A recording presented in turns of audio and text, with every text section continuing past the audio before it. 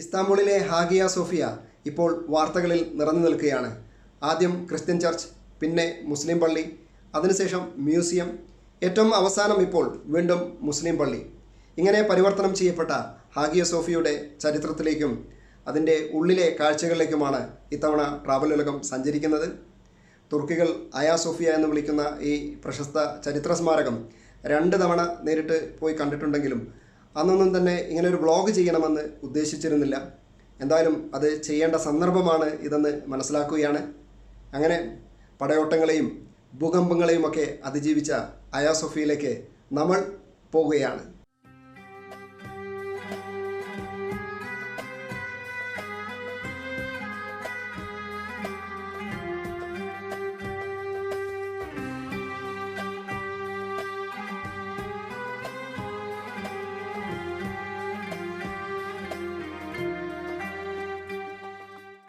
ഇസ്താംബുളിലെ സുൽത്താൻ Ahmed metro സ്റ്റേഷനിൽ നിന്ന് നടന്നെത്താവുന്ന ദൂരത്താണ് ഹാഗിയ സോഫിയ.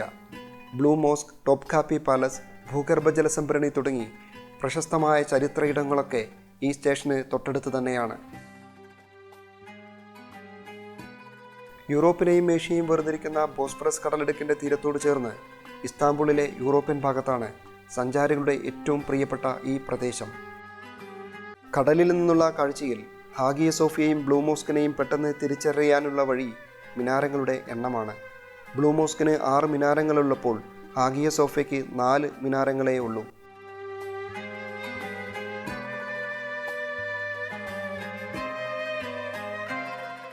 മ്യൂസിയമായിരുന്ന സമയത്ത് ടിക്കറ്റ് എടുത്ത് മാത്രമേ ഹാഗിയ സോഫിയയിൽ പ്രവേശിക്കാൻ പറ്റുമായിരുന്നുള്ളൂ.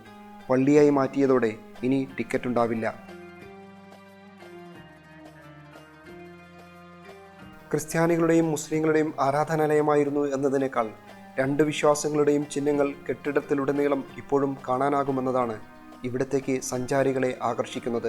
മൊസൈക്കിൽ തീർത്ത ചിത്രങ്ങളാണ് ക്രിസ്ത്യൻ ചിഹ്നങ്ങളെങ്കിൽ അറബിയിലുള്ള കലിഗ്രഫിയാണ് മുസ്ലിം ചിഹ്നങ്ങളായി ഇവിടെ കാണാൻ കഴിയുക. ആരാധനാലയങ്ങളിൽ ചിത്രങ്ങൾ പാടില്ലെന്നതാണ് മുസ്ലിം വിശ്വാസമെന്നതിനാൽ ഇസ്ലാമിക ചിത്രങ്ങളൊന്നും ഇവിടെയില്ല. ഇവിടെ അറബിക് കലിഗ്രാഫിയിൽ ഇരുവശങ്ങളിലായി എഴുതി വച്ചിരിക്കുന്നത് അള്ളാഹു എന്നും മുഹമ്മദ് എന്നുമാണ്. 1847-49 കാലഘട്ടത്തിൽ പള്ളിയായി ഉപയോഗിച്ചിരുന്ന കാലത്താണ് വൃത്താകൃതിയിലുള്ള ഈ കാലിഗ്രഫിക് പാനലുകൾ ഇവിടെ സ്ഥാപിക്കപ്പെടുന്നത്.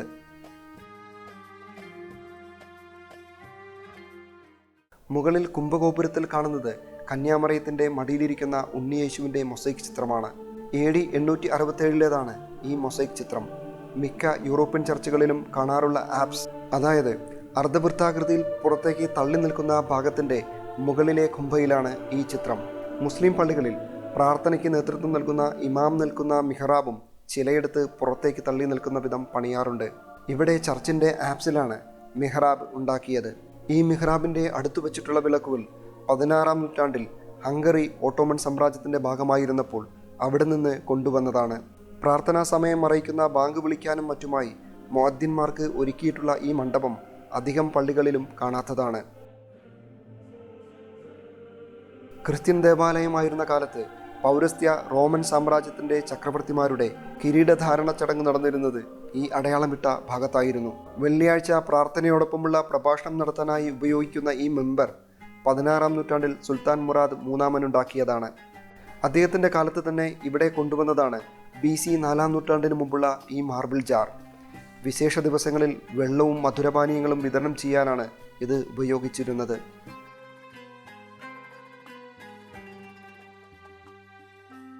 ഇനി ഈ പ്രാചീന സ്മാരകത്തിൻ്റെ കാണേണ്ട മറ്റൊരു കാഴ്ചയിലേക്കാണ് പോകുന്നത്.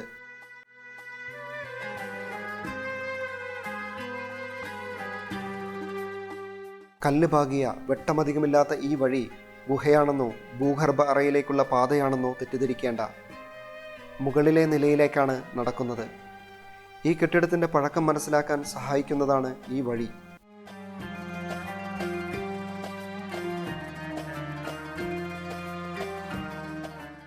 AD 532 പൗരസ്ത്യ റോമൻ ചക്രവർത്തിയായ ജസ്റ്റിനിയൻ ഒന്നാമനാണ് ക്രിസ്ത്യൻ ദേവാലയമായി ഹാഗിയ സോഫിയ പണിതത്. അതിനു മുമ്പ് 2 തവണ ഇവിടെയുണ്ടാക്കിയ ചർച്ച് കലാപത്തിലും മറ്റുമായി നശിപ്പിക്കപ്പെട്ടതിനെ തുടർന്നാണ് ജസ്റ്റിനിയൻ പുതിയ ദേവാലയം പണിതത്. ഏതാണ്ട് 1000 വർഷത്തോളം ലോകത്തിലെ ഏറ്റവും വലിയ കത്തീഡ്രലായി ഇത് നിലനിന്നു. 1204 റോമൻ കാത്തലിക്കുകൾ കോൺസ്റ്റാന്റിനോപ്പിൾ കീഴടക്കിയപ്പോൾ ഹാഗിയ സോഫിയയെ റോമൻ കാത്തലിക് കത്തീഡ്രലാക്കി മാറ്റി. 1261 ബൈസാന്റൈൻ സാമ്രാജ്യം അധികാരം തിരിച്ചുപിടിച്ചപ്പോൾ ഹാഗിയ സോഫിയ വീണ്ടും ഓർത്തഡോക്സ് സഭയുടെ പള്ളിയായി. 1453 ഓട്ടോമൻ സാമ്രാജ്യം നഗരം പിടിച്ചെടുത്തതോടെയാണ് ഹാഗിയ സോഫിയ മുസ്ലിം പള്ളിയായി മാറുന്നത്. പള്ളിമണി ഉൾപ്പെടെ മുസ്ലിം പള്ളിക്ക് ആവശ്യമില്ലാത്തതൊക്കെ കെട്ടിടത്തിൽ നിന്ന് ഒഴിവാക്കപ്പെട്ടു.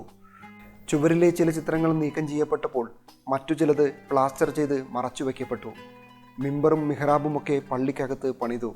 ഓട്ടോമൻ സാമ്രാജ്യത്തിൻ്റെ പതനത്തിനു ശേഷം അധികാരത്തിലേറിയ അത്താതുർക്ക് എന്ന പേരിൽ അറിയപ്പെട്ട മുസ്തഫ കമാൽ പാഷ 1931 ഹാഗിയ സോഫിയ അടച്ചിട്ടു. പിന്നീട് 1935 മ്യൂസിയം എന്ന നിലയിലാണ് ഹാഗിയ സോഫിയ വീണ്ടും തുറക്കുന്നത്. മറച്ചുവെക്കപ്പെട്ട ക്രിസ്ത്യൻ ചിഹ്നങ്ങളൊക്കെ കണ്ടെടുക്കുകയും പ്രദർശിപ്പിക്കുകയും ചെയ്തു. അങ്ങനെ ക്രിസ്ത്യൻ മുസ്ലിം ചിഹ്നങ്ങളുള്ള മ്യൂസിയം എന്ന നിലയിൽ ഹാഗിയ സോഫിയ ലോക സഞ്ചാരികളുടെ ഇഷ്ടകേന്ദ്രമായി. റോമൻ സാമ്രാജ്യത്തിൻ്റെ കാലത്ത് ചക്രവർത്തിനിയും കൊട്ടാരത്തിലെ മറ്റു സ്ത്രീകളും പള്ളിയിലെ ചടങ്ങുകൾ കണ്ടിരുന്നത് ഇവിടെ നിന്നാണ്. ഓട്ടോമൻ കാലത്ത് ഇത് സ്ത്രീകൾക്ക് നിസ്കരിക്കാനുള്ള ഇടമായി മാറി.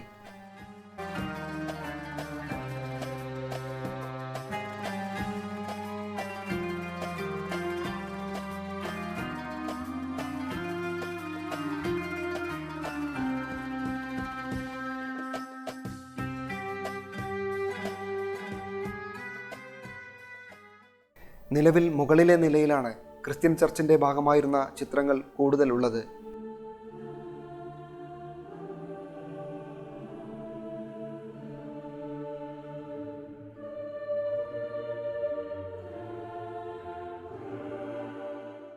ഹാഗിയ സോഫിയയ്ക്ക് ചക്രവർത്തിയും ഭാര്യയും പണം സംഭാവന ചെയ്യുന്നതിൻ്റെ ചിത്രീകരണമാണിത്.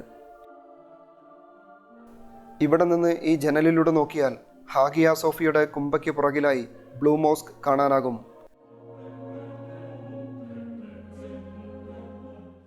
മറ്റൊരു വശത്തെ ജനലിലൂടെ നോക്കിയാൽ ബോസ്ഫറസ് കടലിടുക്കും കാണാം.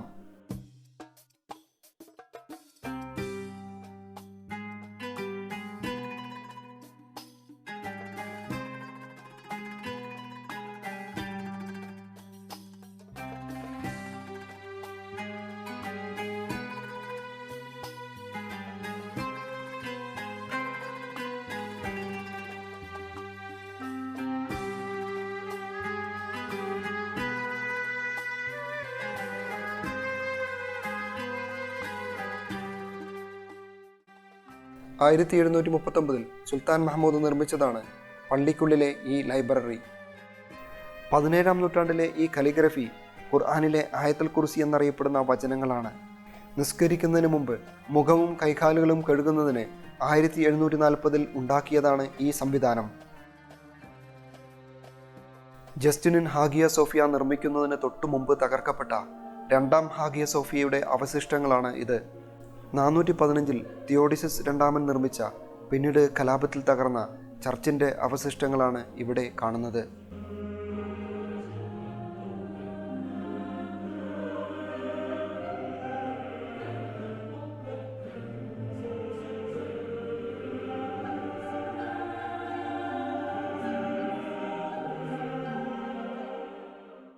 ഒട്ടോമൻ സുൽത്താൻമാരുടെയും കുടുംബങ്ങളുടെയും ശവകുടീരങ്ങളും ഈ കോമ്പൗണ്ടിലുണ്ട്.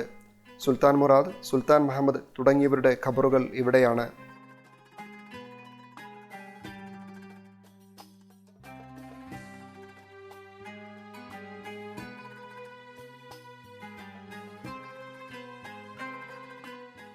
ബൈസാന്റൈൻ കാലത്ത് മാമോദിസയ്ക്ക് വേണ്ടി ഒരുക്കിയ കെട്ടിടം അക്കാലത്തെ ഏറ്റവും വലിയ ബാപ്റ്റിസ്റ്ററിയായിരുന്നു.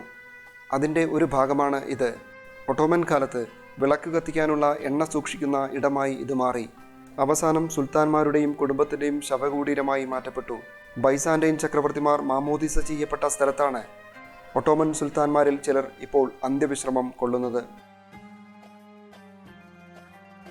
സുൽത്താൻ സലീം രണ്ടാമൻ്റെ ഖബറിടത്തിനരികെ ഈ എഴുതി വച്ചിരിക്കുന്നത് ഏറെ കൗതുകമുണ്ടാക്കുന്നതാണ്. ഇവിടെയുള്ള ഈ ടൈൽ ഒറിജിനൽ അല്ലെന്നും കോപ്പിയാണെന്നും ഒറിജിനൽ ടൈൽ ഫ്രഞ്ചുകാർ മോഷ്ടിച്ചുവെന്നുമാണ് ഈ എഴുതി വച്ചിരിക്കുന്നത്. 1882-നും 1896-നും ഇടയിൽ കെട്ടിടത്തിൻ്റെ പുനരുദ്ധാരണ ചുമതലയുണ്ടായിരുന്ന ഫ്രഞ്ചുകാരൻ ആൽബർട്ട് ഡോർഗ്നി ഇവിടുത്തെ 60 ടൈലുകൾ അറ്റകുറ്റപ്പണികൾക്കായി പാരീസിലേക്ക് അയച്ചു. പക്ഷേ തിരിച്ചു വന്നത് യഥാർത്ഥ ടൈലിൻ്റെ അതേ ഡിസൈനിലുള്ള വ്യാജനായിരുന്നു. ഒറിജിനൽ ടൈൽ പാരീസിലെ ലൂവർ മ്യൂസിയത്തിൽ ഉണ്ടെന്നും അത് തിരിച്ചു തരണമെന്ന തുർക്കിയുടെ ആവശ്യം ഫ്രാൻസ് ഇതുവരെ ചെവിക്കൊണ്ടിട്ടില്ലെന്നുമാണ് ഇവിടെ എഴുതി വെച്ചതിലുള്ളത്. അതേസമയം ഫ്രഞ്ച് ഡെന്റിസ്റ്റിൽ നിന്ന് പണം കൊടുത്ത് വാങ്ങിയ ടൈൽ തിരിച്ചു തരാനാവില്ല എന്നതാണ് ഫ്രഞ്ച് സാംസ്കാരിക മന്ത്രാലയത്തിൻ്റെ നിലപാട്. എന്തായാലും ടൈൽ മോഷണത്തെക്കുറിച്ചുള്ള ഈ പരാതി കഴിഞ്ഞ കാലങ്ങളിൽ വായിച്ചതുപോലെയാവില്ല ഇനി ഇവിടെ സന്ദർശിക്കുന്നവർ വായിക്കുക. മറ്റുള്ളവർക്കുള്ള ചരിത്രാവകാശം ബലമായി കൈവശപ്പെടുത്താൻ ശ്രമിക്കുന്നവർക്ക് ചരിത്രാവശിഷ്ടങ്ങളുടെ മോഷണത്തെക്കുറിച്ച് ഇനി എങ്ങനെ പരാതിപ്പെടാനാകും? ഈ ചാനൽ സബ്സ്ക്രൈബ് ചെയ്യാത്തവർ അക്കാര്യം മറന്നു പോകണ്ട. പുതിയ വീഡിയോ മിസ്സാവാതിരിക്കാൻ ബെൽ ക്ലിക്ക് ചെയ്യണം. ഫേസ്ബുക്കിൽ ട്രാവൽ ഉലകം എന്ന പേജ് നിങ്ങളുടെ ലൈക്കിനായി കാത്തിരിക്കുന്നുവെന്നും ഓർമ്മിപ്പിക്കുന്നു.